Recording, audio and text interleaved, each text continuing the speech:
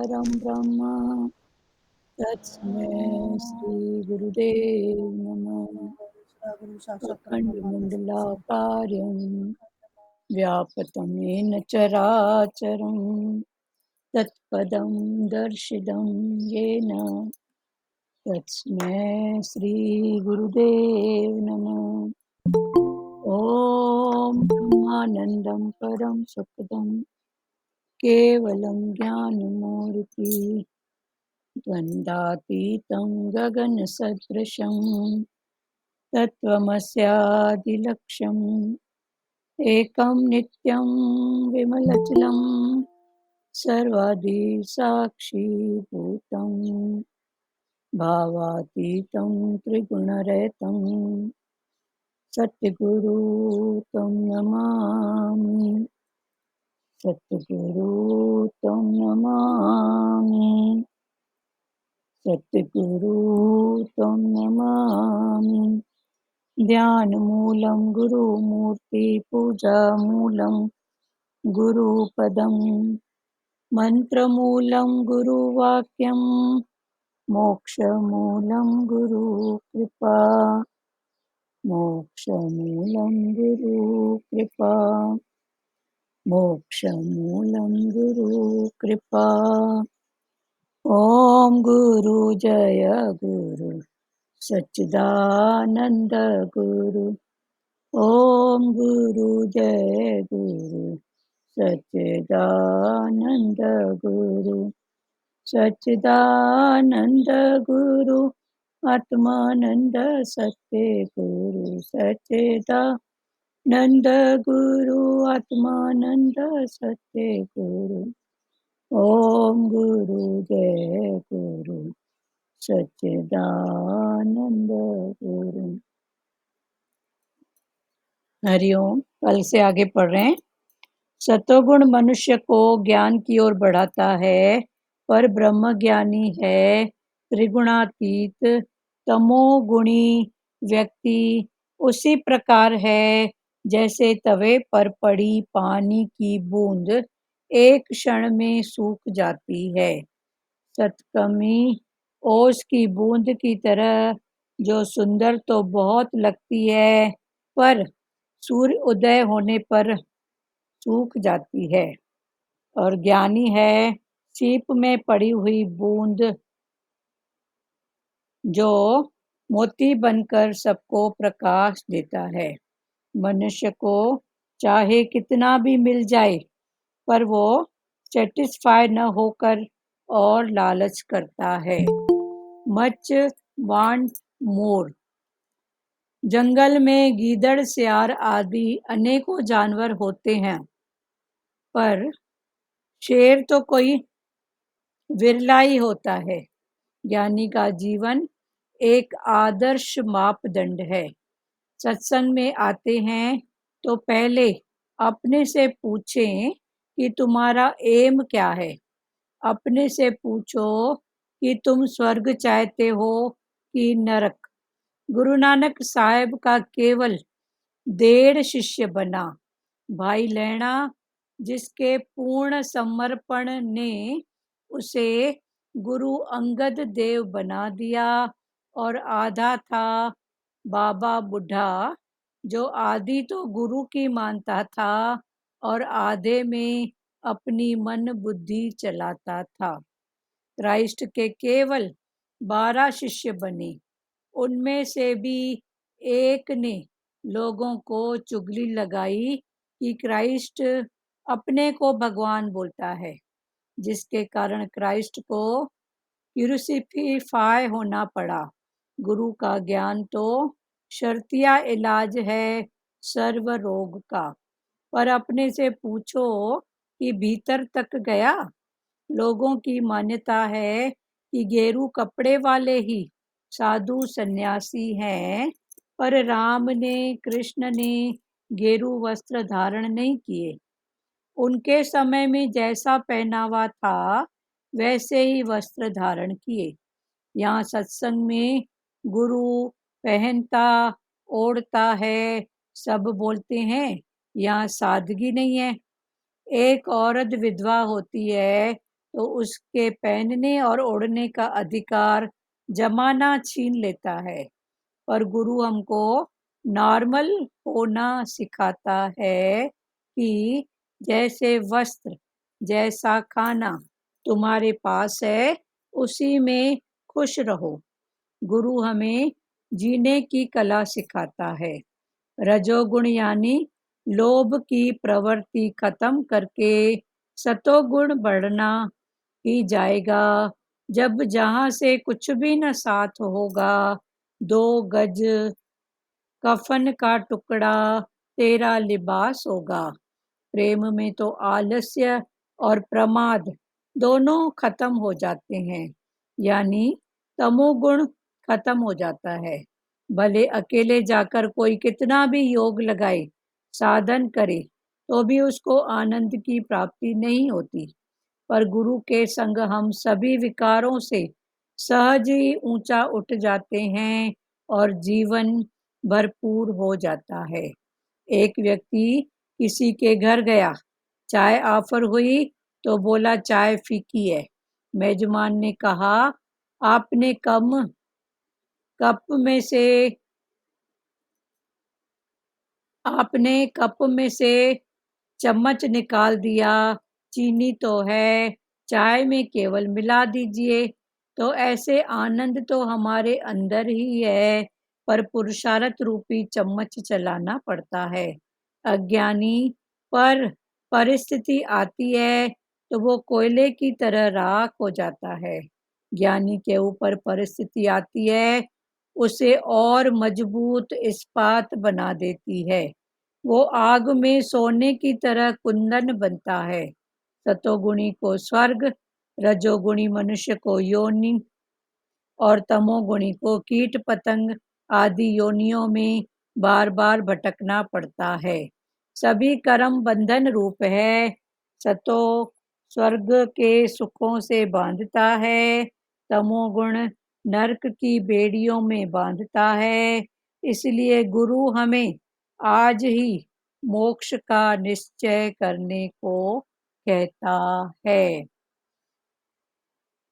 आज 10 श्लोक से लेके 18 श्लोक के बीच का भाव है।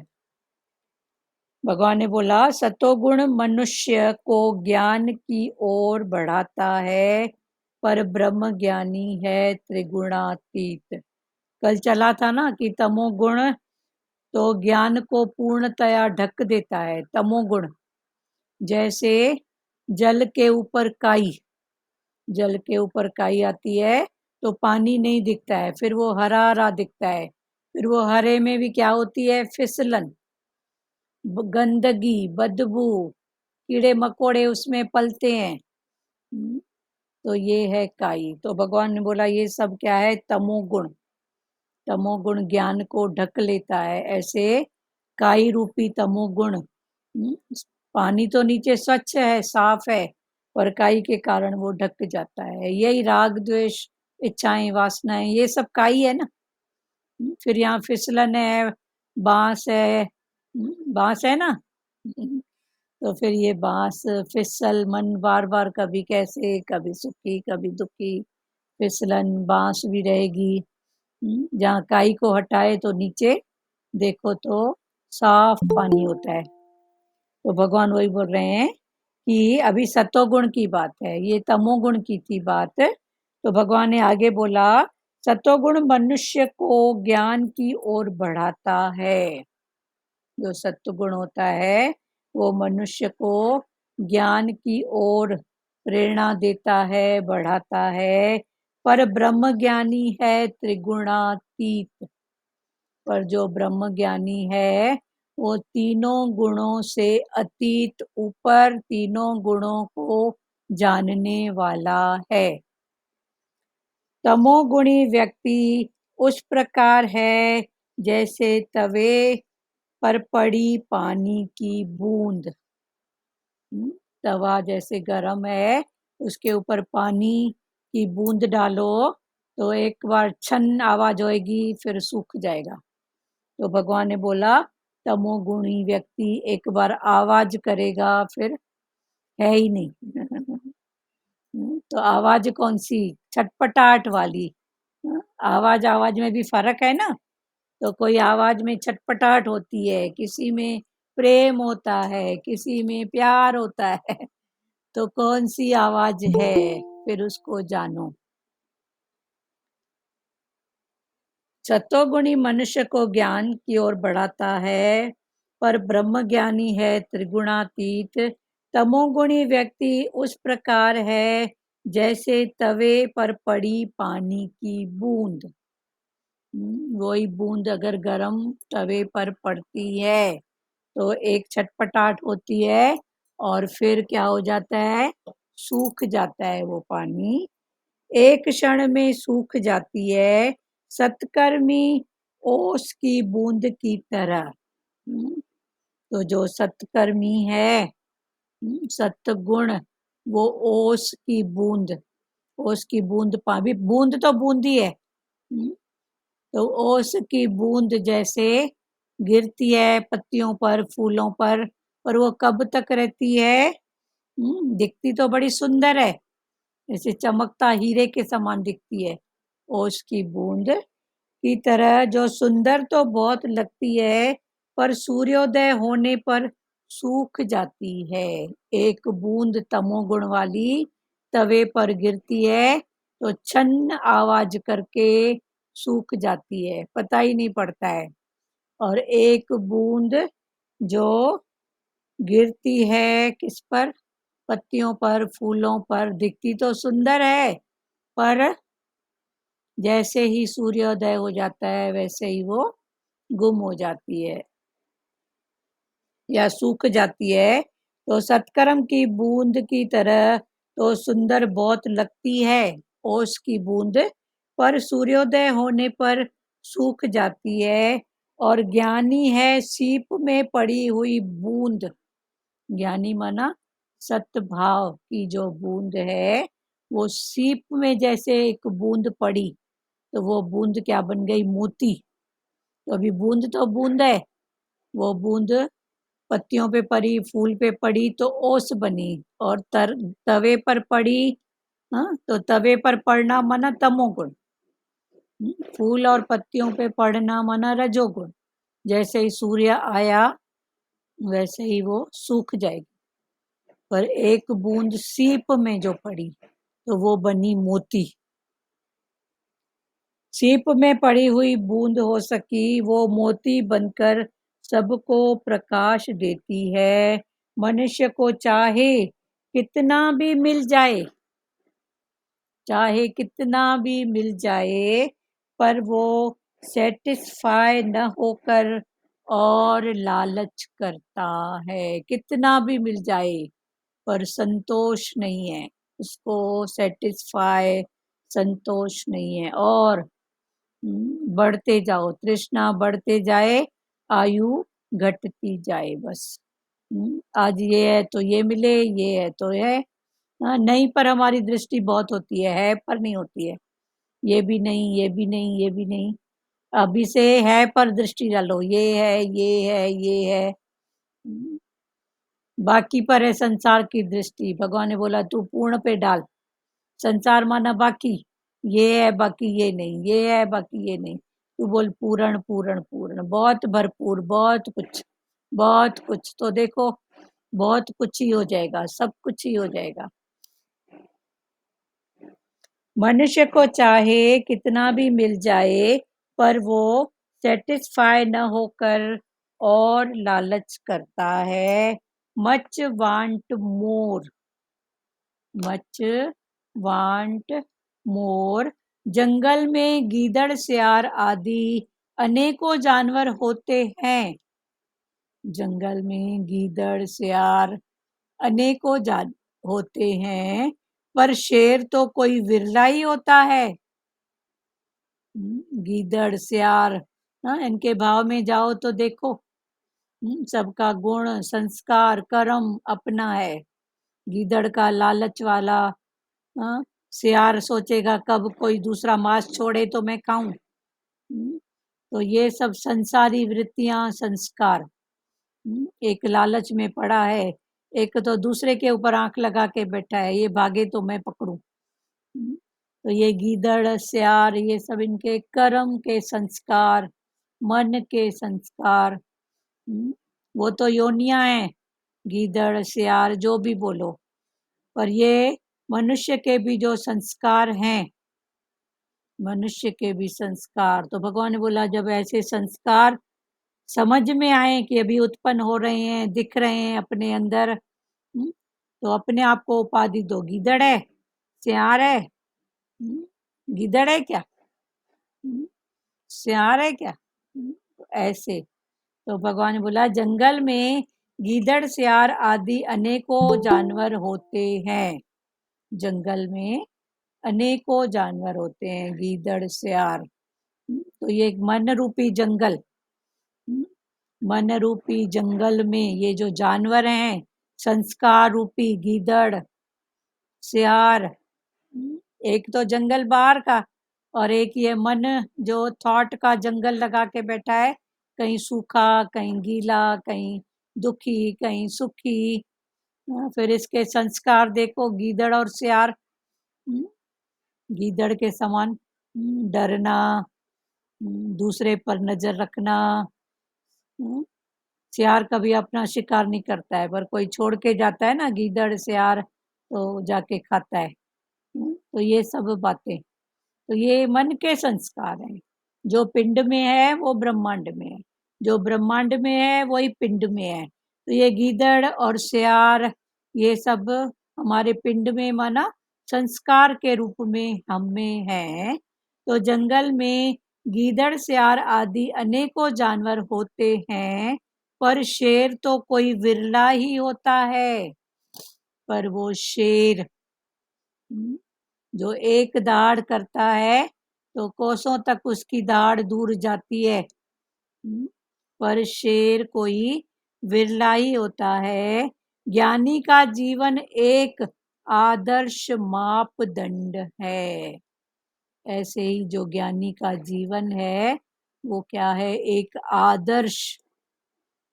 इसका आदर्श गुरु का मापदंड, माप लेता है फिर दंड, ज्यादा में नहीं जाता है। एक दंड होता है अपने आप को सजा देना, और एक दंड होता है दंडवत प्रणाम करना। तो सजा देना और प्रणाम करना माना झुकना। तो भगवान ने बोला ज्ञानी का जीवन एक आदर्श मापदंड है। तो ज्ञानी का जो जीवन है एक आदर्श माप, माप माना नापते हैं ना, उसको बोलते हैं माप। सबकी माप अलग होती है ना, दूध को अलग माप, कपड़े को जो नापते हैं उसका अलग। तो ज्ञानी भी अपनी स्थितियों की नाप और माप उसको मालूम है। तो वो दंड, या तो दंडवत प्रणाम करे या तो अपने आप को, मन को दंड दे कि ऐसा भी क्यों सोचा। बाहर दंड नहीं, पर अपने आप को। ज्ञानी का जीवन एक आदर्श मापदंड है। सत्संग में आते हैं तो पहले अपने से पूछें कि तुम्हारा एम क्या है। संसार में भी बच्चों को किसी फील्ड में डालते हैं पढ़ाई के, तो पेरेंट्स समझदार होते हैं तो पूछते हैं बेटा तेरे को बनना क्या है, पहले वो तो बता, तेरी रुचि क्या है। या बच्चे की रुचि के अनुसार उसको आगे का जो भी पढ़ाई होती है वो देते हैं। तो भगवान भी वही बोल रहे हैं कि सत्संग में आने से पहले अपने से पूछो कि मन तेरा एम क्या है, क्या चाहिए तेरे को। तो इधर सब मिलेगा सत्संग में। भगवान बोलते हैं ना पहले, आ तेरे को मुक्ति, आ तेरे को मोक्ष, आ तेरे को आनंद। चलो ठीक है, उसके पहले की स्थितियां ठीक है, बाहर संसार से तो इधर थोड़ा कभी कन्न रस होता है, कभी ये सखियां सहेलियां मिलती हैं, लगता है कुछ तो चाहिए मन को, तो बाहर मुक्ता में कोई बनाए तो चलो सत्संगी तो बने। तो ये सब स्थितियां हैं। पहली स्थिति में बाहर की सहेलियां छूटती हैं तो सत्संग में सखी सहेलियां मिलती हैं। बाहर की जो चर्चाएं छूटती हैं तो फिर कुछ अनुभव सत्संग के, कुछ ज्ञान के। तो ये सब भी स्थितियां हैं। तो भगवान ने बोला सत्संग में आते तो हैं तो पहले अपने से पूछें कि तुम्हारा एम क्या है, उद्देश्य क्या है सत्संग में आने का, तुमको क्या चाहिए, तुम क्या बनना चाहते हो। हम्म, पर ठीक है, कन रस भी एक समय होता है, फिर करते करते यही मन रस, यही मन रस भी यही बना ना। पर भगवान ने बोला तेरा आना ही बहुत है। तेरा आना ही बहुत है, बाकी मैं बैठा हूँ। हाँ बोलिए ताई जी। संत, मैं तो ये अनुभव करती हूँ, हम जब किसी नए बच्चे को ले जाते हैं सत्संग में, ताई जी तो आपका सबसे आवाज पहले, नहीं आ रहा है, म्यूट है। नहीं तो हाँ आवाज हाँ अभी आ रहा है, बोलो। अभी आ रहा है, बोलो बोलो। अभी आया है ताई जी आवाज, बोलो।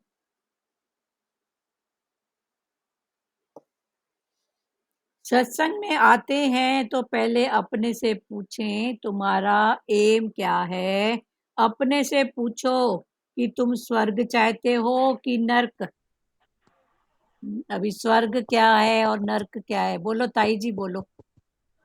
पहले तो संत, स्वर्ग क्या है, पहले तो उसके घर को स्वर्ग बनाते हैं, हाँ उसमें घर में फिटिंग सिखाते हैं, तो उसको जब चेहरे पे खुशी आती है और वो घर में फिट हो जाती है, फिर उसका काम होता है कि मेरा लक्ष्य क्या है। जब सत्संग में आने लगे, अब वो लड़की आ रही है, सुसाइड करने जा रही थी, अब वो क्या देख रही है, एक हफ्ता आई है, घर में कोई काम नहीं करती थी, कुछ नहीं, तो परेशान हैरान, पति को टाइम नहीं, अब क्या करे, खाली मन, ना बच्चों से फिटिंग, ना घर में फिटिंग, ना कहीं, डिप्रेशन में चली गई, फिर सुसाइड कर लूं। तो पहले सत्संग में तो सबसे पहले आने वाले को उसके घर को स्वर्ग बनाना चाहिए। हाँ घर में उसकी फिटिंग हो, घर में। अब वो आज आई थी तो बड़ी खुश थी, बहुत अच्छा। बहुत खुश थी कि नहीं, अब मुझे तो मिला है, मैं घर में फिटिंग हूँ, मैं घर में ऐसे कर रही हूँ, मैं ऐसे कर रही हूँ। छोटी छोटी बातें। संत कल आई, मैं बहुत डिप्रेस हो रही हूँ, मैं कांप रही हूँ। मैंने कहा बात क्या है? वो कहने लगी बात ये है कि मैं वहां जा रही हूँ, गोवा जा रही हूँ पति के साथ घूमने, हम्म अपनी बेटियों को ले जा रही हूँ। सास कह रही है कि तुम जिठानी को, मैंने कहा ऐसे कैसे हो जाएगा बेटा, बता अपनी जिठानी को। और जिठानी की जो बेटी है, उससे वो भी कह रही है मुझे भी लेके चलो। तो क्या कह रही है उसको कि नहीं, तुम तो सिंगापुर घूमी आई थी, तुम क्या करोगी? अब समझ नहीं लड़कियों को, नहीं बेटा, पहले उसको लेके जा, उसको बोल, जाके आज ही बोल कि मैं तेरे को भी लेके जाऊंगी। फिर गई घर जाके, मैंने कहा क्यों कपकपी आ रही है, तेरे को क्या परेशानी है, क्यों इतनी हैरान परेशान है? हाँ तो पहले फिटिंग करी ना, अब उस लड़की को, दौरानी की लड़की को, उसने बोला कि मैं तेरे को लेके चलूं। कह रहे आंटी इतनी खुशी की लहर है घर में, मैं भी इतनी खुश हूँ। तो ये बच्चों को तो पहले घर स्वर्ग बनाना सिखाया जाता है हाँ कि सही भाई बात। घर में फिटिंग करो, तुम चेंज हो। हाँ सही तब बात। फिर बाद में धीरे धीरे स्थिति, कह रहे हो ना आप बार बार स्थिति वर्ड बोलते हो, हाँ हाँ स्थिति तो वो धीरे धीरे स्थिति बनती है। हाँ सही बात। हाँ ऐसे भी बोलते हैं ना, चैरिटी बिगिंस एट होम। हाँ हाँ हाँ, जो भी है पहले घर। Charity begins from home. हाँ पहले घर हम्म से, जो भी है घर का दिया बनो पहले। हम्म तो यही है संत सब। इतनी समझ नहीं है, जॉइंट फैमिली, जॉइंट बिजनेस। मैंने कहा तेरे बाप का क्या जा रहा है, खर्चा सारा दुकान से हो रहा है, बस तू एक प्रेम करने की कंजूस है। कंजूस है, सही समझ बात। ही नहीं होती है बच्चों में, लड़कियों में, कि हमें कैसे चलना है। हाँ सब दूर भागते हैं, बड़ा परिवार।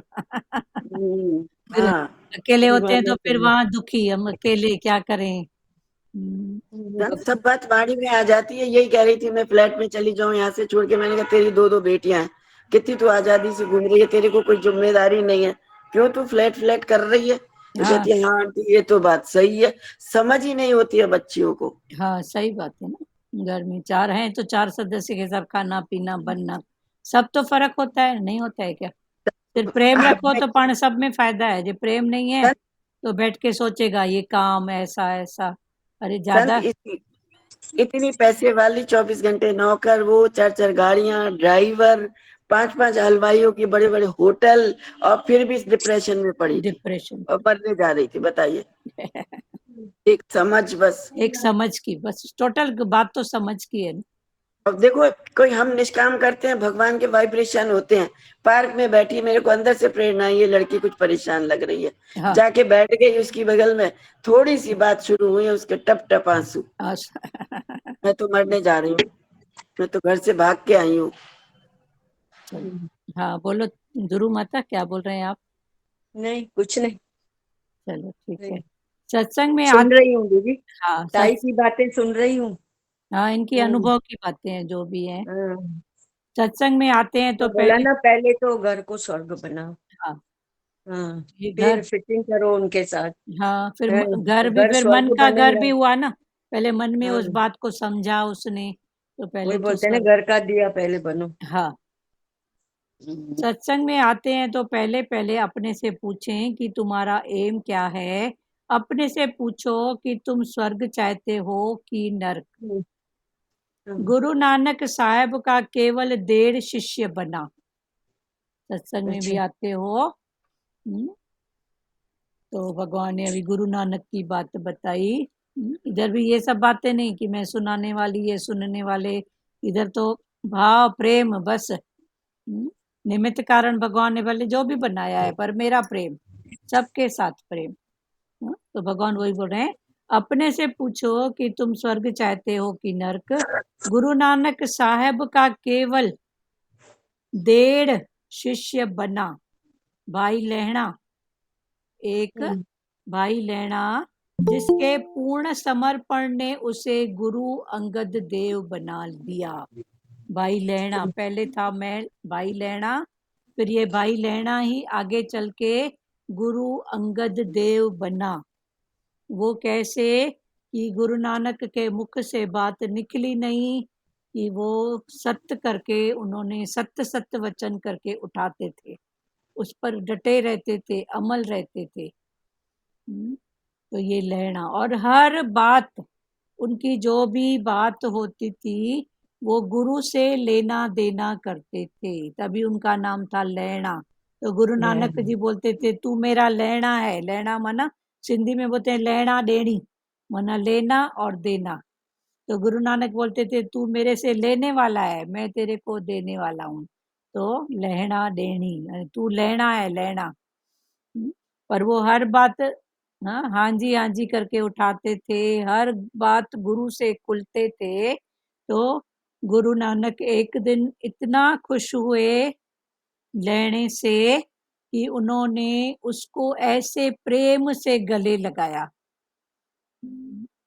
तो जो अंग से अंग लगाना, माना गले लगाना, माना अंग से अंग लगाया। तो उस दिन से बोला आज तू मेरा परम प्रिय प्यारा, एक रूप तू मेरा बन गया है, अंग से अंग लग के। तो उस दिन फिर गुरु अंगद साहब, फिर ये लेना ही आगे चल के अंगद बना, गुरु अंगद साहब। जैसे राम और हनुमान का मिलन, प्यार का जो ये है, हाँ, जो भी बोलो, प्रेम का आलिंगन, हाँ, तो यही तो राम और उसकी हनुमान की प्रेम भक्ति है ना। तो ऐसे लेना और अंगद, लेना ही अंगद है, अंगद ही लेना था। तो गुरु से भी लेना देना करके करके करके, तो अंगद साहब भी हर बात का लेना देना पहले करते थे, बाद में वो गुरु अंगद बने। तो अपने से पूछो कि तुम स्वर्ग चाहते हो कि नरक। गुरु नानक साहब का केवल 1.5 शिष्य बना। तो एक तो अंगद, लेना ही अंगद बना। तो 1.5 शिष्य बना भाई लेना, जिसके पूर्ण समर्पण ने उसे गुरु अंगद देव बना दिया। तो 1.5 में एक और आधा, तो आधा था बाबा बुढ़ा। बाबा बुढ़ा जो आधी तो गुरु की मानता था, और आधे में अपनी मन बुद्धि चलाता था। तो आधे, आधी बात गुरु की मानता था, फिर वो मन बुद्धि भी चलाता था। अरे गुरु ऐसे नहीं तो ऐसे, जैसे हम लोग हैं, हम्म, गुरु की बात ठप्पा लेते हैं गुरु का। फिर समय स्थिति अनुसार कोई बात होती है, तो फिर मन, नहीं गुरु ऐसे नहीं, ऐसे बोलते हैं, ऐसा करूंगी तो ऐसा नहीं होएगा। ये भी तो गुरु बोलता है, ये भी तो माना। तो ये आधी बात। फिर हमको उसमें भी कोई ना कोई अनुभव मिलता है, फिर लगता है नहीं गुरु की बात सच्ची थी। तो फिर ऐसे करके तो आधी तो अपनी चलाता था, आधी गुरु की लेता था, पर चलेगी तो गुरु की ना, अपनी चलेगी ही नहीं ना। पर पहली पहली स्थिति में ये होता है। फिर गुरु भी बोलता है चल बेटा कर, क्योंकि सबसे ऊंचा ज्ञान है अनुभव का। तो गुरु बोलते हैं तू अपने अनुभव से उठ। अनुभव इसके कहने उसके कहने से नहीं, पर अनुभव का ज्ञान उज्ज्वलता की वाणी। जिसने अनुभव का ज्ञान लिया है वो कभी डोलायमान नहीं होएगा।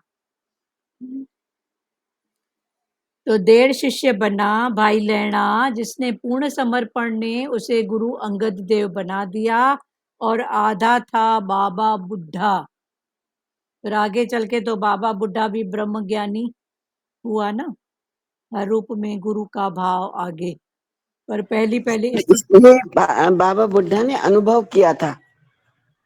हाँ, अनुभव तो करते ये जब हाँ ये जब छोटा था ना, तो ये एक चूल्हे में लकड़ियां जल रही थी। हाँ तो वहां इसने देखा कि जो छोटी छोटी लकड़ियां हैं वो जल्दी आंच पकड़ रही हैं, हाँ और जो बड़ी लकड़ियां हैं वो बहुत देर में आंच पकड़ रही हैं और फिर भी सुलग रही हैं। हाँ इसने वहां से अनुभव किया कि जितनी जल्दी मनुष्य ज्ञान में आ जाता है, क्योंकि वो छोटे छोटे बच्चों का उनका दिमाग दिल सब फ्रेश होता है, फ्रेश होता वो है, उतनी ही जल्दी उसको कैच करता है। कैच कर। तो इसने वहां से अनुभव किया था, ये शायद जब 12 साल का था। हाँ हाँ तो तभी से इसको मतलब ज्ञान की वो लग गई थी, लग वहां से अनुभव करके छोटी लकड़ी और बड़ी लकड़ियों से। हाँ तब इसको बाबा बुड्ढा बोलते थे कि था तो ये बच्चा बाबा, और बात करता था बुड्ढों वाली, बुड्ढों वाली। ज्ञानियों वाली।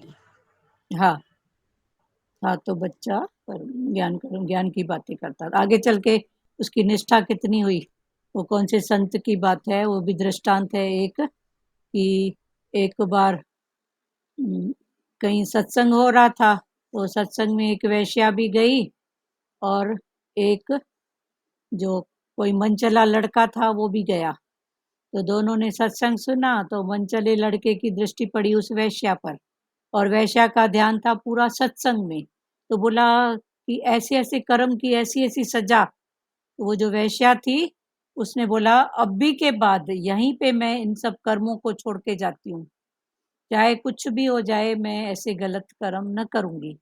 तो वो अपने कर्म वहीं छोड़ के और आगे बढ़ती है। और इधर जो मनचला लड़का था साहूकार का बेटा, उसकी नजर पड़ती है वेश्या पर। तो जैसे ही सत्संग पूरा होता है वेश्या अपने घर की ओर चलती है, ये उसके पीछे पीछे। ये उसके पीछे पीछे और जाता है, तो वो तो बोलती है कि अभी तक जो पहले था वो मैं अभी नहीं रही, मैं तो इन बातों में साथ नहीं दूंगी तेरे को, मैं छोड़ के आई। तो वहां से जो लौटता है तो वो डिप्रेशन में आ जाता है। उसके मन में ऐसा ही था कि कैसे भी करके ये लड़की एक रात के लिए मेरे को मिली होती। तो डिप्रेशन में कुछ ऐसा होता है कि उसकी मृत्यु हो जाती है। तो मृत्यु हो जाती है तो दूसरे जन्म में फिर वो बाबा बुड्ढे के यहाँ वो बेटा बन के आता है, वही लड़का। क्योंकि वो लड़की को था कि जेकर मेरे को मोक्ष का ज्ञान मिले, कोई ऐसा मिले, और वो लड़के को था कि कैसे भी करके एक रात। तो वो जो लड़का वो बाबा बुड्ढे के घर में जन्म लेता है, और वो लड़की उसकी बहू, सगाई होती है, शादी होती है। उधर गुरु अपने प्यारे भगत को बताता है कि ब्रह्म ज्ञानी की स्थिति ऐसी होती है, समता वाली, प्यार वाली। तो बोले आज के जमाने में ऐसा कौन है, आप बोलने की बात करते हो पर मैं नहीं मानूंगा। तो बोले ठीक है मैं तेरे को प्रैक्टिकल में दिखाऊं। तो बोला हाँ। तो उसको भेजता है बाबा बुड्ढे के यहाँ। तो बाबा बुड्ढे के यहाँ उस दिन शादी थी। तो जाता है बाबा बुड्ढा तो अंतर्यामी थे, जान गए कि गुरु ने भेजा है, इसमें कोई तो राज होगा। पर वो अपनी भाव में ऐसे बिजी रहते हैं। तो और वो तो बाबा बुड्ढे के पीछे की देखूं ये समता में कैसे है। तो दिन को तो बैंड बाजा जो भी रस्म हुई सब हुई, दूसरे दिन शादी थी। तो ये उसके पीछे ही था बाबा बुड्ढे के कि देखूं ये कर क्या है, कैसे समता में है। जब रात को सब सो गए तो बाबा बुढ़ा एक झोपड़ी में कोंटे में एक वो जो मुर्दे को पहनाते हैं ना, क्या बोलते हैं, कफन, वो सिल रहे थे। तो उसने पूछा ये क्या है बाबा? तो बोले कि ये कफन है। तो बोले कफन क्यों सिल रहे हो? तो बोले कल मेरे बेटे की शादी इसकी है, परसों ये हरिओम शांति हो जाएगा। तो बोले फिर आपको जब मालूम है ये बात कि इसका ऐसा होने वाला है, तो वो जो पराई लड़की आपके घर आने वाली है, उसके जीवन बर्बाद करने का, विधवा बनाने का आपको क्या हक है? आपको मालूम है तो ये रोक दो ना। तब बाबा बुड्ढे ने कहा कि इसमें मेरी कोई बात नहीं है, ये इनकी ही बात है। ये लड़की, इसका ऐसा ही था कि कहीं मेरे को कोई ऐसे संतों के घर ऐसा मेरे को ज्ञान मिले, ऐसी मेरी रहनी संस्कार मिले। और ये लड़के का ऐसा ही भाव था कि कैसे भी करके एक रात के लिए ये लड़की मेरी बन जाए। अंतकाल में वो वासना, तो अंतकाल की वासना, नया जन्म, फिर एक रात शादी, दूसरे। तो ये है बाबा बुड्ढा, जो आगे चल के फिर अंतर्यामी ब्रह्मज्ञानी, ये उनका भाव है। क्लियर हुआ दृष्टांत? बाबा बुड्ढा जो आदि तो गुरु की मानता था और आधे में अपनी मन बुद्धि चलाता था। ये पहले की स्थिति है, पर फिर करते करते गुरु पूरा करता है। पर पहले गुरु नानक के 1.5 शिष्य थे। एक लहणा जो अंगद बना, दूसरा आधे में बाबा बुड्ढा। फिर आगे चल के वही बाबा और बुड्ढों वाली बात करता था, फिर बुड्ढा बाबा बोलो या बाबा बुड्ढा। हाँ, ठीक है ना। क्राइस्ट के केवल 12 शिष्य बने। क्राइस्ट ने केवल 12 शिष्य बने। उनमें से भी एक ने लोगों की चुगली लगाई कि क्राइस्ट अपने को भगवान बोलता है। क्राइस्ट के भी सिर्फ 12 शिष्य बने। उस एक शिष्य में भी कोई एक ऐसा था जो उसका था तो शिष्य, पर उसको क्राइस्ट की बात में थोड़ा सा उसको नजर आता था अहंकार या जो भी, तो उसने उस बात को फैलाया कि क्राइस्ट अपने आप को भगवान बोलता है। तो जिसके कारण क्राइस्ट को क्रूसिफाई होना पड़ा, सूली पर चढ़ना पड़ा। वो बोलता है ना, घर का भेदी लंका ढाए। तो 12 में से एक जिसने शिष्य का भाव तो रखा, पर उसके ज्ञान का सही मीनिंग, सही समझ, इंटेंशन क्या है, वो नहीं समझा। और बाहर उसने बोला कि क्राइस्ट सत्संग जो करता है ना, तो अपने आप को भगवान कहलाता है। तो सबकी समझ में ये बात नहीं आती है। हमारे सतगुरु भगवान भी बोलते हैं ना, मान न मान तू है भगवान। तो जब अज्ञान होता था, सच्ची समझ नहीं होती थी, या बाहर कुछ बोलते थे तो सामने वाले बोलते थे हाँ इधर ही भगवान है, बाकी जगह क्या है, ये तो सत्संग सुनते हैं तो भगवान हो गए हैं। तो भगवान ने बोला मीनिंग समझो।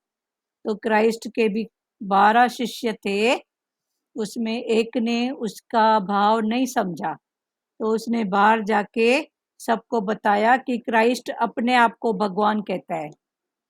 तो लोगों को ये बात हजम नहीं हुई। दीदी बॉडी को थोड़े ही भगवान बोलते हैं, बॉडी को थोड़े बोलते हैं, उसके अंदर जो आत्मा है उसको हम भगवान समझते हैं, बोलते हैं ना। अंदर आत्मा, पर भगवान ने बोला मान न मान तू है भगवान। तो हम, उन्होंने बॉडी समझा ना हाँ उन्होंने बॉडी, भगवान। पर भगवान ने हम्म। बोला पहले इसको जड़ से समझो। हाँ। एक है प्रकृति, एक है पुरुष, 5 कुछ। तत्व। तो 5 हम्म। तत्व भी भूमि गगन वायु अग्नि। तो ये हम्म। तो भगवान है ना, किसकी सत्ता से है? हम्म। किसकी सत्ता? सत्ता तो उसकी उसकी है। शक्ति। और उसकी। दूसरी तरफ आत्मा, शक्ति, पावर, जो भी बोलो, वो भी भगवान। हम्म।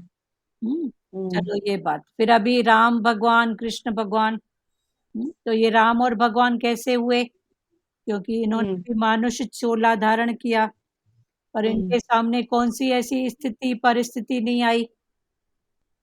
तो जो भी आई उन्होंने खुशी से ख्वाब किया, स्वीकार किया। खुशी से एक्सेप्ट किया, ख्वाब किया और आगे निकले तो भगवान हुए। तो भगवान बोलता है तेरे सामने भी जो भी स्थिति आए तो खुशी से उसको ख्वाब कर, स्वीकार कर, क्योंकि स्वीकार भाव ही तो ज्ञान है ना। ज्ञान क्या है? ज्ञान कोई हुआ पाठ थोड़ी है। स्वीकार भाव रखो, स्वीकार करो। तो यही तो ज्ञान है। तो मान न मान तू है भगवान, बस। तो राम भगवान, कृष्ण भगवान तो थे तो मानुष चोले में ना, थे तो मानुष चोले में ना, पर उनको ही भगवान की जो उपाधि देते हैं वो क्यों? क्योंकि उनके सामने भी देखो राम भगवान, रात को अनाउंस हुआ कि इनको सुबह सूर्योदय के पहले ही राजगद्दी पर, और रात बीच ऐसी लीला हो गई कि बनवास। तो उन्होंने खुशी से एक्सेप्ट किया ना। दूसरी भी स्थितियां आई, खुशी से एक्सेप्ट किया ना। बचपन नहीं था कि गुरु लेने आ गया, चलो आश्रम, तो खुशी से। तो हर बात फिर खुशी से, तो वो भगवान। तो ऐसे भगवान की भी मीनिंग अलग अलग स्थितियों में समझो। मान न मान तू है भगवान, तो कैसे भगवान हूं? पर क्राइस्ट को फिर सूली पर चढ़ाया, तो भी उन्होंने क्या कहा कि भगवान उसको, निराकार को, इनको माफी देना, इनको माफ कर दो, इनको माफ कर, इनको माफ कर दो। हाँ इनको माफ कर देना, क्योंकि इनको मालूम ही नहीं है कि ये मालूम ही नहीं है। कौन सा कर्म कर रहे हैं, क्या कर रहे हैं, इसको इसका पता ही नहीं है। तो निराकार माफी देता है? नहीं देता है। साकार भले एक बार दे देगा, पर निराकार एक बार कलम चल गई ना, तो निराकार के पास माफी नहीं है। कोई कैसा भी कर्म करो, उसके पास न्याय है दीदी। हाँ निराकार के पास न्याय है। बात करो एक एक। हाँ दुरु माता, अभी आप, हाँ बोलो, सार्थक देशपाल बोलो। जी आपने निरंकार मतलब क्या हुआ? निराकार एक है साकार, साकार में जो दिखता है, जी। और एक है निराकार जो दिखता नहीं है पर उसके सहारे सारा जान चल रहा है, उसकी शक्ति, उसका पावर। तो ये है निराकार, माना उसका आकार वो क्या है? निराकार, माना दिखता नहीं है पर है है भगवान। हाँ वो निराकार। तो एक है साकार, एक है निराकार। निराकार माना है पर दिखता नहीं है। आपको किसने अभी बोला कि उठो सत्संग का टाइम हो गया? वही तो है ना अंदर जिसने इशारा किया, अभी घड़ी देख, अभी समय है, अभी ऐसा कर। तो जी। ये निराकार बैठ के अंदर से देगा। तो एक साकार गुरु या सामने किसी ने बोला तो वो साकार रूप से प्रकट होता है, ऐसा करो ऐसा करो। एक निराकार से अंदर भाव, तो भाव दिखता है क्या? नहीं। निराकार की प्रेरणा आती है ना, हाँ प्रेरणा आती। हाँ। तो भाव जब दिखता नहीं है, माना अनुभव की बात है ना। जी। तो ये अनुभव की जो बात है ये है निराकार। क्लियर हुआ आपका? जी। तो एक है निराकार, माना उसका आकार नहीं है, पर वो किसी भी भाव से, किसी भी घट से, कभी भी वो किसी भी रूप से प्रकट हो जाता है। तो ये है निराकार। ठीक है। जी। तो कभी मेरे हमारे, को आ रहा है निराकार का, जैसे फूल में खुशबू है, हाँ वो हमें दिखती है क्या? उसका नहीं, कोई आकार है? वायु है, उसका कोई आकार है? हमें दिखती है क्या? सिर्फ महसूस होती है। हाँ महसूस हो। उसी तरह फीलिंग में आती है परमात्मा, ना। वो शक्ति, वो सत्ता, वो पावर, वो लाइट, वो माइट हमारे जो शरीर में चल रही है, हाँ उसका कोई आकार पता चलता है क्या? कौन सा आकार है? हाँ जो शक्ति हमारे अंदर नस नाड़ियों में, जिसकी शक्ति से हम बोल रहे हैं, बात कर रहे हैं, चल रहे हैं, हाँ वो कभी दिखती है क्या? नहीं, पर एक एहसास महसूस होता है होती कि है। वो है। हाँ हाँ। दुरु माता म्यूट किया करो, फिर किया करो जब बात करो। हाँ बोलो ताई जी। तो उसी को फिर निराकार बोलते हैं ना। हाँ निराकार। हाँ, प्रेरणा उसका देने कोई वाला आकार कौन? ही नहीं है। हाँ और संत, हमने जो भगवान की डेफिनेशन समझी, बताऊं मैं? फिर बहुत बोलने लगी हूँ। नहीं नहीं, बोलो बोलो। इधर तो जैसे भाष्य भूमि बोला, हाँ तो भाष्य भूमि, भगवान की डेफिनेशन हाँ, भाष्य भूमि भूमि। भूमि गगन, अब हाँ भूमि का गुण क्या है? हाँ, तुम उसकी छाती पे कितना हल चलाओ, सहनशीलता बस। क्या देती है वो हमको बदले में? हाँ तो ऐसे ही भगवान ने क्या दिया हमें बदले में? हाँ, बुद्ध भगवान थे, जिनको हम भगवान बोलते हैं, उन्होंने रिटर्न में क्या दिया? क्या इनको दिया? नहीं मारो। हाँ क्यों थे? इनको बोला ना इनको नहीं मारो, उन्होंने ये तो नहीं कहा कि इनको मारो, हाँ, नहीं मारो। तो मर गए। हाँ उसी तरह जो गगन है, हाँ, कोई गगन भी चीज जब ऊपर फेंकते हैं तो वो कहाँ जाती है? रिटर्न हमारे पास आती है ना। हमारे पास है। वो गगन क्या है? पोलार, खाली। पोलार, खाली। उसी तरह अगर हमारा अंतःकरण भी पोलार है, खाली है, तो फिर हमें क्या दिखाई देगा? है ही भगवान, है ही है भगवान। ही वो निराकार, है ही वो शक्ति। हाँ तो लोगों ने जो जितने भी पैगंबर हुए हैं उनको इन्हीं बातों से तो भगवान बोला है। हाँ वहां से वायु, हाँ वायु का प्राण देती है ना हमें। हाँ, देती है। अब अब वो बच्ची आ रही है, मर मर के जी रही है, अब उसको प्राण नहीं मिल रहा है। उसको कितनी शांति, सुकून, कितना उसको मिल रहा है, आराम। हाँ, तो जितने पैगंबर हुए सबने सबको सुकून और आराम दिया है। आराम दिया है। तो क्या कहने लगे, अरे ये तो भगवान है। ये तो भगवान। ऐसे ही आसी अग्नि, जठरा अग्नि है, हाँ, भोजन पचाती है लेकिन जलाती तो नहीं है शरीर को, नहीं जला। है ना। उसी तरह हम संसार में जी रहे हैं, लेकिन किस तरह जी रहे हैं? कमल के फूल की तरह ऊपर, हाँ कितने हल्के होके जी रहे हैं। तो लोग फिर उसको भगवान कहने लगेंगे। हाँ, ना से नीर, नीर क्या देता है हमें? प्राण देता है। प्राण देता है।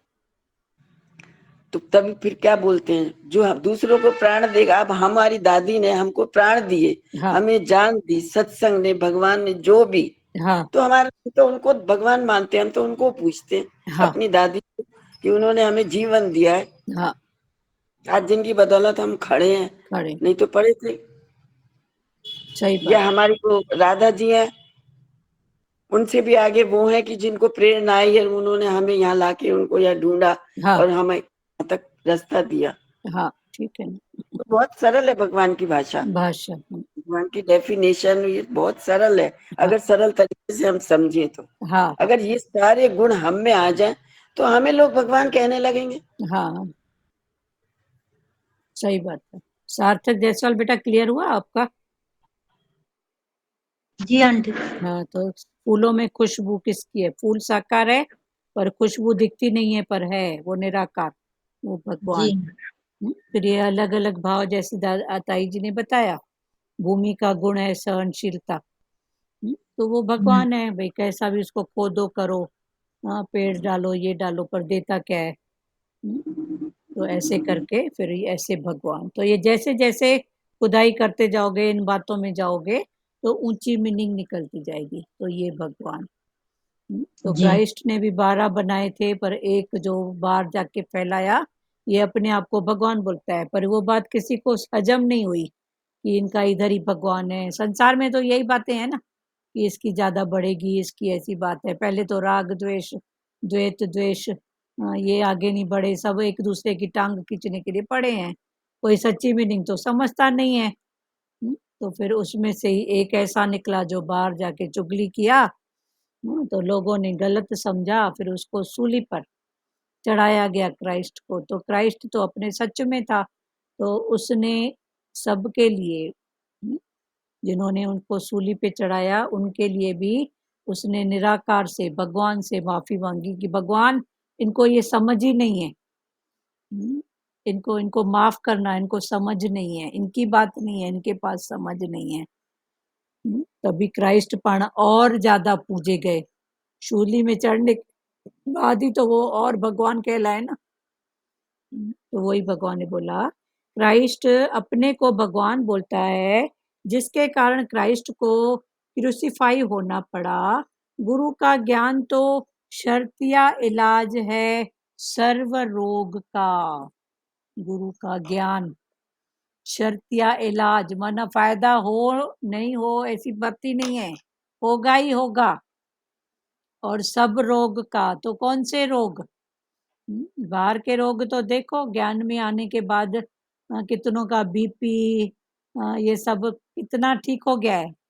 नहीं रहा है, क्योंकि ये सब अज्ञान के कारण। तो अज्ञान क्या है? काम, क्रोध, लोभ, मोह, अहंकार, ये 5 बीमारियां बोलो, 5 अज्ञान बोलो, ये गुरु के 5 विकार विकार विकार बोल, है ना। हाँ, जो भी बोलो, विकार, अज्ञान, ये बीमारियां, अहंकार के कारण मई अपने आप को कुछ मान रही है, समझ रही है, देह को, देह से, तो कोई कहना माने, फिर चिंता करेगी, फिर ब्लड प्रेशर, तो ये बीमारियां हैं। तो ये बीमारियां हैं तो कनेक्टेड ना, तन की बीमारियां मन से, मन की बीमारियां धन से, फिर ये सब कनेक्शन सबका जुड़ा हुआ है। तो भगवान ने बोला कि गुरु का ज्ञान तो शर्तिया इलाज है सर्व रोग का, सभी रोगों का शर्तिया, फायदा होगा ही होगा, पक्की बात है। पर जितना, डॉक्टर बोलता है जितना ध्यान से, परहेज से, समय से दवाई लेगा तो इलाज होगा ना, फायदा होएगा ना। तो गुरु का ज्ञान भी शर्तिया फायदा देगा, पक्की बात है। पर अपने से ये पूछ, सब रोगों की औषधि है ज्ञान। हाँ, ठीक है। सब हाँ, सब गुरु, रोगों की औषधि यही है ना, हाँ, ज्ञान। ज्ञान है ना, हाँ, ज्ञान से चलो तो कोई बीमारी नहीं। हाँ, हम्म, गुरु ने इतना विवेक खोला है, तो ज्ञान से चलते हैं तो कुछ तकलीफ नहीं आती है। जब भी हम गलत कुछ कर देते हैं, हाँ, तभी कोई हालत आती है, कोई बात आती है। हाँ। गुरु का ज्ञान तो शर्तिया इलाज है सर्व रोग का, पर अपने से पूछो कि भीतर तक गया। दवाई तो लिया पर अंदर की बाहर ही बस मुंह में पानी डाल के और निकाल दिया। दवाई भी जब अंदर जाएगी तभी तो फायदा करेगी ना, खून में मिलेगी, फायदा करेगी। एक इतनी सी गोली भी देखो, सिर दर्द होता है, लेते हैं तो जहां उसकी जरूरत होती है उसी को जाके ठीक करती है। हम्म, सिर में दर्द है, हाथ में दर्द है, जहां भी होगा वो उसको ही जाके ठीक करती है। तो गुरु का ज्ञान कोई उस गोली से कम है क्या? इतनी सी गोली कितना काम करती है देखो तो। होती इतनी सी है, पर काम कितना करती है। तो गुरु का ज्ञान रूपी गोली क्या कम है उससे? नहीं। पर लो, अंदर तक ले जाओ उसको, जिसके कारण क्राइस्ट को क्रूसीफाई होना पड़ा। गुरु का ज्ञान तो शर्तिया इलाज है सर्व रोग का, पर अपने से पूछो कि भीतर तक गया। लोगों की मान्यता है कि गेरू कपड़े वाले ही साधु सन्यासी हैं। ये बार मुक्ता में लोगों की ऐसी मान्यता है कि गेरू कपड़ा पहना, ऐसा चोला, ऐसा वेश, दाढ़ी मूछी रखा तो सन्यासी है। पर राम ने, कृष्ण ने गेरू वस्त्र धारण नहीं किए। ये तो बाहर की सिर्फ पहचान है, पर ज्ञान की पहचान अलग बात है। राम ने, कृष्ण ने कोई भी गेरू वस्त्र धारण करना, दाढ़ी मूछ रखना, ऐसा कुछ भी नहीं किया। उनके समय में जैसा पहनावा था वैसे ही वस्त्र धारण किए। कृष्ण ने देखो, राजाई में जो वस्त्र पहनते हैं, दुशाला, धोती, हाँ, जो भी गहने, जो भी, हाँ, जब बचपन में गौएं चराया तो लाठी भी उठाया, हाँ, हाँ, छोटी सी धोती भी पहना। हाँ, तो भगवान वही बोल रहे हैं कि लोगों की मान्यता है कि गेरू कपड़े वाले ही साधु सन्यासी हैं, पर राम ने, कृष्ण ने गेरू वस्त्र धारण नहीं किए। उनके समय में जैसा पहनावा था वैसे ही वस्त्र धारण किए। यहाँ सत्संग में गुरु पहनता ओढ़ता है तो सब बोलते हैं यहाँ सादगी नहीं है। ये जो ज्ञान है, उनको गुरु कुछ नहीं मना करते हैं। जिसकी प्रकृति में जो भी सहजता से है। बस अंदर की संभाल करो, अंदर सुखी दुखी अहंकार की बात न आए बस। बाकी जिसकी प्रकृति में भगवान ने जो दिया है, पर हीरे हैं तो हीरे पहन के चमको ना, क्यों नहीं पहनो? 1000 वाली साड़ी है, पहन के बैठो। दिखावे का क्यों बोलती है माई कि मैं ज्ञान में आ गई हूं तो अभी मैं सूती कपड़ा पहनूंगी, ये नहीं खाऊंगी, ऐसा नहीं करूंगी। अंदर तो पड़ी है बातें। भगवान ने बोला ज्ञान को खोल खोल के समझो। पर इधर लोग वो नहीं तो बोलते हैं, इधर के तो वही पहनावा इनका कम नहीं हुआ है। पर गुरु तो बोलते हैं अंदर की स्थिति को संभाल के तू हर बात अपनी पूरी कर। भगवान ने दिया है तो पण सुख लो ना, सुख लो, सुख दो, अच्छी बात है। यहाँ सत्संग में गुरु पहनता उड़ता है तो सब बोलते हैं यहाँ सादगी नहीं है। एक औरत विधवा होती है तो उसके पहनने और ओढ़ने का अधिकार जमाना छीन लेता है। अभी उसका क्या दोष?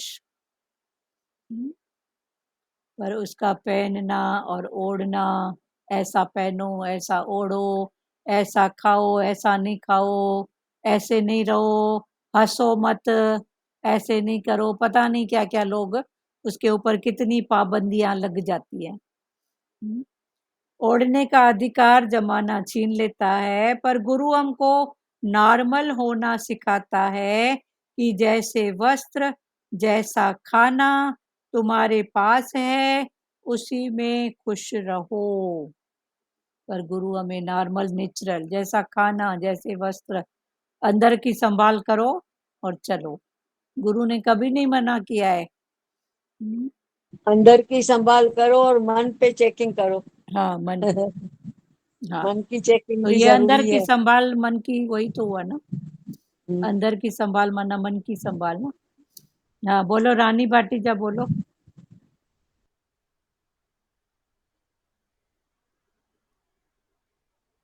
गुरु हमें जीने की कला सिखाता है। कल फिर आगे बढ़ेंगे।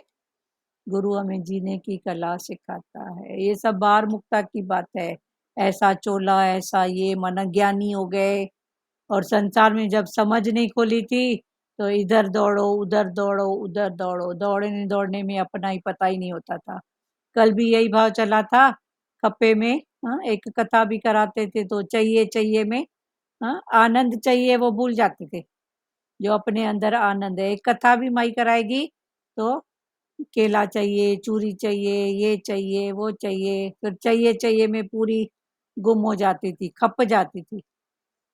अपने और आनंद भाग में जो भाव रखना था वो भूल जाते वो हैं। भूल जाते हैं, बस वो चाहिए। हम्म। हाँ, सही बात। तो भगवान वही बात बोल रहे हैं, ये बात दूसरे रूप में समझा रहे हैं। हरिओम माता। हरिओम, बोलिए। आवाज न तो जे। माता सबको आवाज आ रहा है, आपका म्यूट होगा, आप थोड़ा सीख लो सबसे। और किसी को बात करना है? बोला ना, निराकार दिखने में नहीं आता है। हाँ, हाँ, उसका रूप न रंग न रेख है। हाँ, हाँ, सृजनातीत है। हाँ, तो वो फीलिंग आती वो है। फीलिंग, उसकी फीलिंग। फील करने का है कि निराकार दिखने में भले नहीं है लेकिन मैं फील तो कर सकती हूँ। हाँ, वो अनुभव की बात है, निराकार। अनुभव, हाँ, हम्म, अनुभव हो सकता है मेरे को, लेकिन दिखने में नहीं आता है। हाँ, निराकार की यही है ना डेफिनेशन। हाँ, यही है, वो फीलिंग की बात है। फूल दिखता है पर खुशबू का पता नहीं ना कहाँ से आ रही है। हम्म। वो खुशबू निराकार है, वो हम्म। भाव निराकार है। और बोलो सचदेवा जी, बोलिए। अनुभव से तो फीलिंग का होता है कि सच में कुछ है। हाँ, कुछ है, कोई तो है जो चला रहा है। हम्म। कोई तो है, तो उस कोई के पीछे पड़ते हैं ज्ञानी। वो हम्म। कौन? पर वो तो बिल्कुल। बेअंत है, बेअंत। हम्म। पर वो पीछे पड़ेंगे तो माना बाहर से फिर उठते हैं, बाहर की बातों से। तो ये बाहर की बिल्कुल। बातों से फिर अंदर पड़ते हैं, फिर अंदर भी बेअंत। तो जो हम्म। बेअंत फिर वो नमक की डली बन जाता है, वो अपने में ही खोजते जाता है, बस वो डूब हम्म। जाता है उसमें। जैसे नमक की डली समुद्र का अंत खोजने चली तो क्या हुआ? खुद उसमें वैसी हो गई, भूल गई ना। तो वो बेअंत है, जैसे जैसे उसके पीछे पड़ोगे तो बेअंत। बोलो सचदेवा, बोलो क्या बोल रहे हो? नहीं नहीं, क्लियर है ना। क्लियर है ना? हाँ। और कोई बोलेगा प्यारो? नानी बोलो, आप बोलो। हाँ हरिओ, वही बोलते हैं ना, समझ तो मिलती रहती है, तुम उठाते जाओ। अभी सुबह भगवान की वाणी सुनी तो बोलते हैं हर बात में आप शुक्र करो। एक किसान था तो एक पड़ोसी से पूछा, बोले राजा के पास मैं क्या ले जाऊं? तो उसने बोला मेरे पास तो आलू है, तो आलू ले जाऊं? तो पड़ोसी ने बोला आलू नहीं ले जाओ, अंगूर लेके जाओ। तो ले गया बेचारा, पड़ोसी की बात सुन के तो वो लेके गया, तो वो खट्टे थे। तो राजा ने बोला ये क्या खाया? तो उसने बोला ये क्या लेके आया? तो वो फेंकते उसके मुंह पे फेंकते गया, बोले ये तो कोई चीज लेके आया? तो उसने ऐसे बोला भाई शुक्र है पड़ोसी का, तो मेरे को बोला अंगूर लेके जाओ, ये तो अच्छा हुआ मैं भाई वो आलू नहीं लेके आया, ये मेरे ऊपर फेंक रहा है तो लग तो नहीं रहा है ना, शुक्र है पड़ोसी का। तो राजा बोलता है ये इसको मैं मार रहा हूँ ग्रेस उठा के, तो राजा ये शुक्र बोलता है पड़ोसी का, पड़ोसी ने ऐसे क्या कर दिया? तो राजा ने पूछा भाई तुम पड़ोसी का नाम क्यों ले गया? तो उसने बोला देखो मेरे को पड़ोसी ने बोला आलू नहीं ले जा, अगर आलू लेके आता तो मेरे को बहुत लगता। तो वही बोलते हैं ना, जो भाई गुरु ज्ञान देता है उसमें भला ही रहता है ना। हाँ है हाँ ये तो पड़ोसी का उदाहरण दिया, तो बोला जो भी करता है गुरु अच्छा ही करता है। हाँ हम गुरु की बातें मानते रहें तो हाँ हमारा भला ही भला है, हाँ भले। शुक्र ही शुक्र है। हाँ हमको जीवन दिया है तो बस अभी भी ये सिखाया ना, तो अपना विवेक के खोलो। हाँ हाँ सही बात, वही भी सही बात है ना। और ये तो देख गुरु रक्षा करता है। अभी मेरी बहन है, वो रोज मंदिर जाती थी तो वो सेवा भी करती थी, तो दिन को ऐसे रात को भी जाती है, तो उस दिन वो बोलते हैं ना सावा इतवार, तो हाँ। वो दिन को गई मेरी बहन उधर, सेवा भी किया सत्संग भी सुना। तो भगवान देखो कैसे रक्षा करता है। तो उधर गिर गई तो अभी दोनों हाथों में चोट आ गई है। तो उसने फिर उसकी बहू को फोन किया और दोनों हाथों में पट्टी बंधे हुए है। तो कल मैं गई पूछने, तो बोले शुक्र है मेरे को मंदिर में गिराया, और रास्ते में गिराता तो कौन उठाता? तो कौन? ये सेवादारी ने मेरे को उठा के घर पहुंचा दिया। हाँ तो देखो भगवान तो है ही ना। हाँ, शुक्राना भाव निकल रहा है फिर। हाँ तो वो अब दुखी नहीं हो रही थी, बोले मेरे दोनों हाथ बंधे हैं तो मेरी बहू सेवा कर रही है, पोते कर रहे हैं, चलो ठीक है। पानी पिला रहे हैं। मेन शुक्राना और भाव आता है गिरने के बाद भी। हाँ नहीं नहीं, उसका बहुत शुक्राना, और इतनी सिंपल है, उसको न फोन लगाने आता है, खाली सुनती है। तो उसने मंदिर वाले ने बहू को फोन किया, उसी टाइम बर्फ लगाया, जब तक बहू आए आधा घंटा लग गया। अच्छी बात है, बस कुल मिला तो के। ये भगवान दिखा रहा है ना, हाँ हाँ देखो मैं तुम्हारी भलाई करता हूँ, तुम्हारी सेवा व्यर्थ नहीं जाएगी, हाँ, कुछ भी व्यर्थ नहीं जाता है सेवा व्यर्थ के। नहीं है भाई। वो बताते हैं ना, तो उसका बहुत सीधी सादी है, किसमें मोह नहीं, किसमें न शिकवा, न भाई गिला, चलो अच्छी बात है, सबसे। बस सीधे सच्चे दिल हाँ से साहेब राजी बस। हाँ, चंदन सत्य दे साहिब राजिया। हाँ हाँ, तो उसके में कुछ शिकायत नहीं थी, बोले शुक्राना है चलो बहुत। मेरे को और कोई घर बोलेगा पहुंचा दी। प्यारो? हरिओ। हरिओम।